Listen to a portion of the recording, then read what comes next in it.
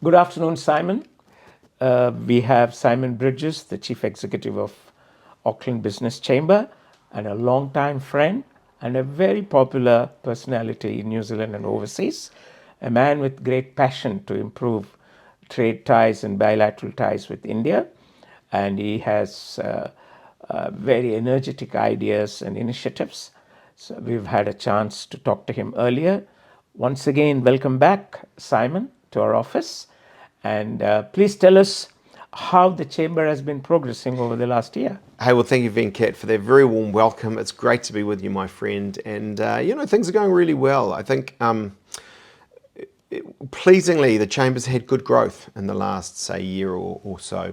And, I think what is true is when things are tough for business, the likes of a business association and a Chamber of Commerce become more relevant. And so we've been really focused on our membership, providing value for our members in a raft of ways, with advice, with networking events that are affordable, with benefits, savings, because I think at this time it's pretty tough for members.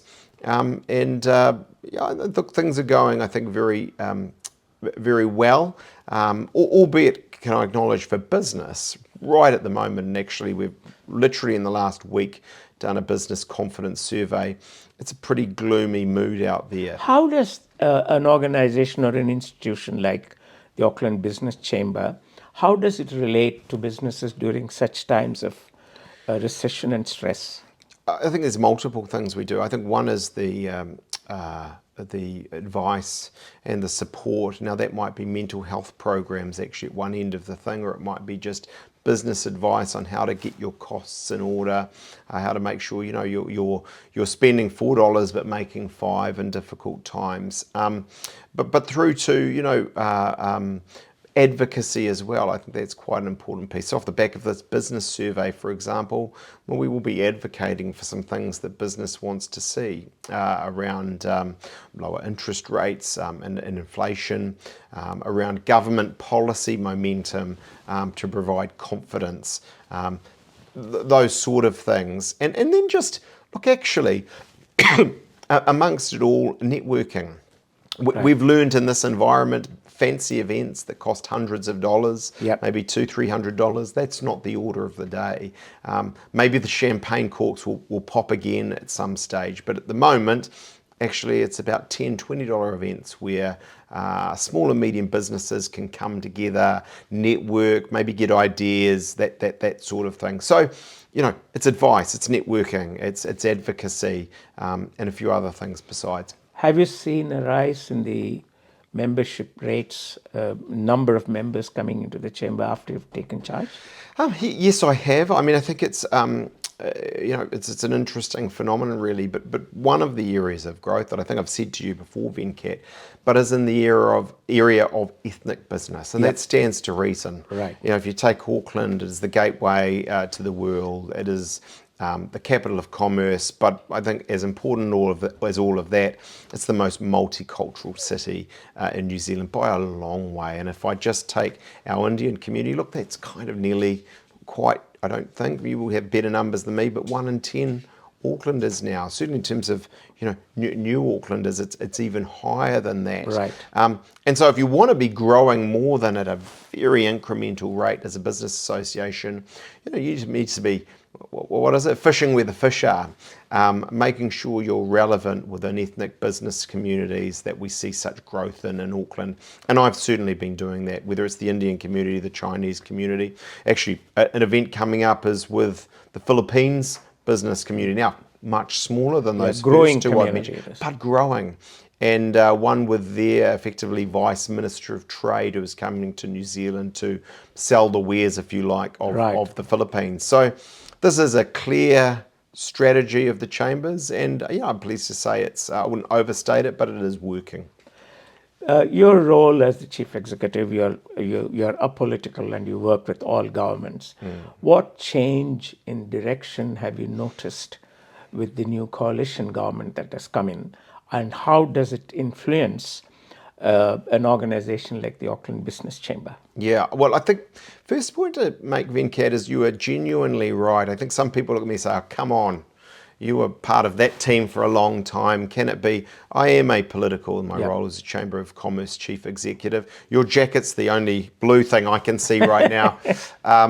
And it is very important that I'm working across parties, New Zealand First Act, And you national, have within worked government. with the previous government. Yeah. But of course, and you know, at your events with Chris Hipkins and the Labour Party in opposition, it's important that we have a strong opposition. Actually, that's effective. Right. Otherwise, the system of government doesn't work as well.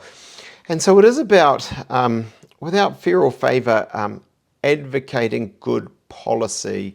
And good policy positions for business, actually a bit narrower than that for small and medium-sized businesses. Having said all of that, across these three parties in government, I do think it is fundamentally a pro-business government. Yeah. Its disposition is towards business. It wants to do the right thing for business and SMEs particularly. And so that gives me some optimism that they're going to pick up pace. And, you know, for example, very recently we had the Honourable Brooke Van Velden, the Member of Parliament for the area we're sitting in right now, who made a speech around her priorities Yep. in employment law. And that was music to our ears. They're the sort of things we push for, and it's good to see her voicing some of the things we'd like to see happen over this term of Parliament. That's one area. Yeah, we are also, I'll talk to you about it a little later.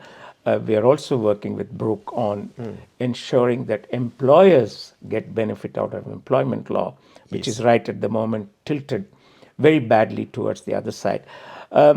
Simon, one aspect of the current government's focus has been to engage better with India.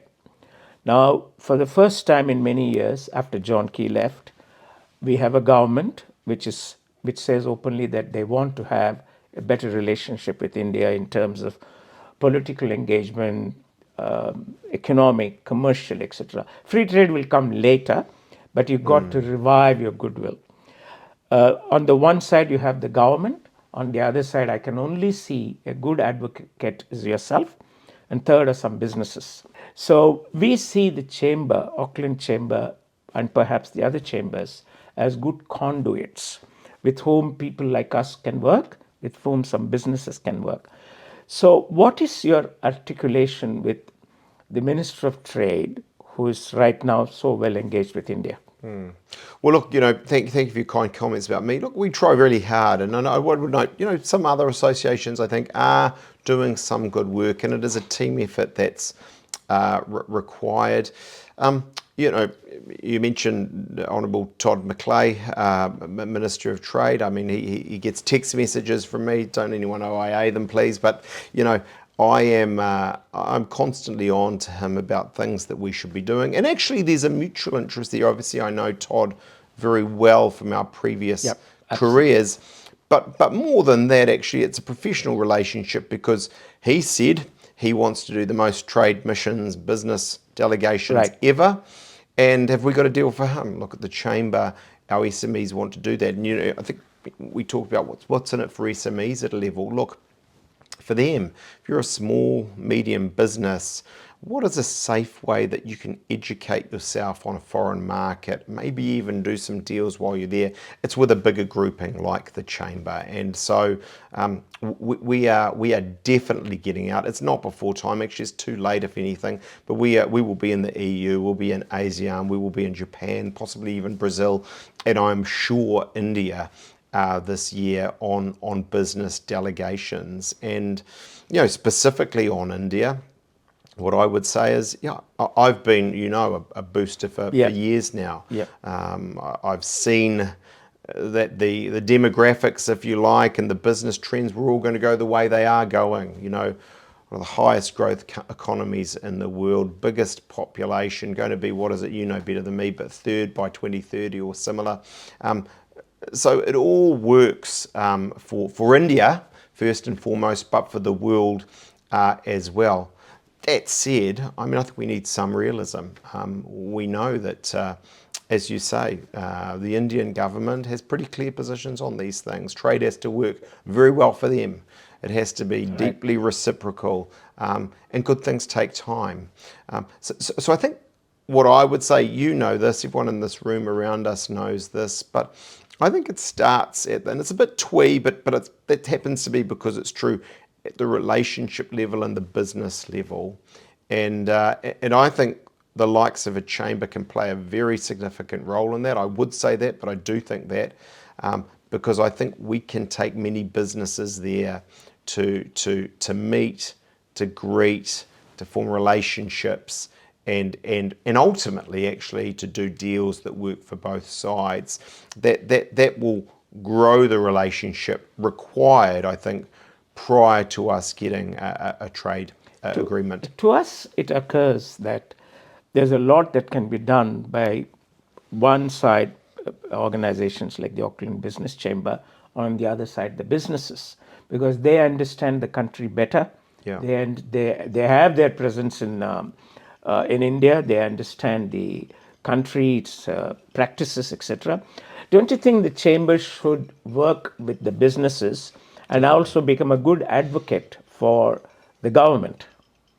Definitely. I mean, that is, I think, a core function for us. And I agree. I mean, if you take a business, whether it's a small technology firm in a niche area that's looking to do something with maybe a much larger Indian business, whether it's immigration, whether it's education, whether it's 15 other things besides, there's nothing quite like having your own skin in the game. That is your own money on the line. You're the one who has to pay for the trip over there. You're the one who has to put yourself up the hotels. You're the one whose time is being spent on this. So I think, much more, and I don't mean to be mean to my former colleagues, but much more than the political class or government, or those who are paid for by government, it's businesses that will lead the way. But I suppose what I'm saying to you, Venkat, is properly thought through business associations like our own have a very real role to play, because what we can do that a particular business possibly can't is we can agglomerate, we can get them together, we can group them, and provide an overarching strategy around some of those. Someone once said to me, and I probably said this to you before, but something along the lines about India, if you do anything approaching scattergun, you'll fail every time, right? It's so many states, frankly, so many different countries at a level, all under one flag, so many different kinds of businesses and cultures and like. So you need to focus probably on one region and one area of business you want to really hone in on. And as I say, the likes of a business association like the Chamber can help with that. We are told that looking at what's happening in India at the moment, India goes to polls from April 19th till the 1st of June. It's quite a lengthy process. 968 million people will be voting. So after that, where what the current government is saying, that if we return, which appears to be quite certain now at this stage, that they would revamp quite a few things. Internally, of course, they will look at a new education policy, what they call UCC, the Universal Civil Code, etc. But in foreign relations, and especially to promote business, I think there will be a special focus, because as you said, by 2030, they want to reach 5 trillion US and become the third largest economy in the world after USA and China. So in this process, I think New Zealand has an opportunity to get onto the bus and not lose it like we have missed many, many times in the past. From that point of view, Simon, you're not only a very focused person, you also bring with you enormous political experience, which has been very well honed over the years with the business acumen. So I believe that it will be people like you who should take a lot more interest and prepare this side of the equation, that is New Zealand, to engage more constructively with India, along with the businesses that are keen to do business. We would like to help you in that process. Thank you. Because this is what Todd keeps telling us. He says they've got the vision and they've got the mandate from the government, but they need others to lead them with them, go along with them. So, what are the priorities for the Auckland Business Chamber at the moment? One, of course, you mentioned about improving membership, and secondly, promoting businesses at this difficult hour. What else would you do to promote their well-being at this point of time? Oh, there's plenty of things we're doing. And I'll come back to that. I just want to say, your bus analogy, I think, is a good one. We want to get on the bus, but you and I both know what's required to get on the bus, and that's some running, because the bus is a big bus that's moving fast. There's We very should go dynamic. without luggage. And exactly, if we need to drop the luggage to get on the bus, maybe we have to. I'm probably keeping the metaphor going too far, but you take my point. We have to be more motivated than India, frankly, is, and that requires a team effort of government, of business, but actually civil society, including the likes of business associations. I mean, for the chamber, I could bore you to tears with the many things we are doing. We're in a growth phase that's pleasing. The strategy really is at this time to not be offering things that are overly expensive to our strong membership. We want to offer things that are tailored to them where they're at the moment, where cost and cash flow is a tough set of issues. We're growing membership, and we're making sure that we're offering benefits to the membership, like some of the ones I've talked to, but a big focus is on what we call our alliance partnerships. That is, 11 cents a litre off your petrol with Z. That is a cheaper cell phone and mobile plan with 2 degrees. Right. That is Office Max and all of these things. Because actually, if I can be quite candid about that, that's fantastic for the member. They save, in many cases, thousands a year. It's great for the company in question. They are getting clients and customers they weren't. It's great for us, actually, because we, in a small way, derive revenue for that, which allows us to subsidise the events and our advocacy and write reports on things like India and where it's going, for example. I think one that I should talk to you about, given quite clearly your focus, is the international piece. Yep. We're very focused on that. I personally, as opposed to some of the things we do where I let my very capable managers do it all, take a real focus on that. I was telling you just before this, I have a breakfast coming up very soon with our incoming or outgoing, I should say, High Commissioner to India, Patrick Rata. I'm always doing these things because it just seems to me there's something about the Auckland Business Chamber being in Auckland, the international gateway that's multicultural, that we've got to be focused on that. Right. We do most of New Zealand's export documents. We have most of New Zealand's international business councils. We've got the summits, and we're starting to do much more, as I've already said, in the delegation space, both facilitating delegations here. I've got to say, actually, not a huge number in the Indian space, but a lot from basically everywhere else. Correct. In the Indo-Pacific. A bit of India, but not so much. And then us getting out there. So this is a very big focus, and I think this is of great value to our businesses and actually to New Zealand, dare I say it, because as John Key used to say, New Zealand isn't getting rich selling to itself. True. On that, we have been very India-specific today, Simon, but I suppose as we meet again and again, we can focus on other areas of Chamber's interest like China, European Commission, ASEAN countries, and even the Pacific Island countries. Thank you very much for being with us this afternoon. And as always, we look forward to seeing you again at our office. And it's a pleasure and thanks. Such a pleasure to talk to you, Venkat. Thank you.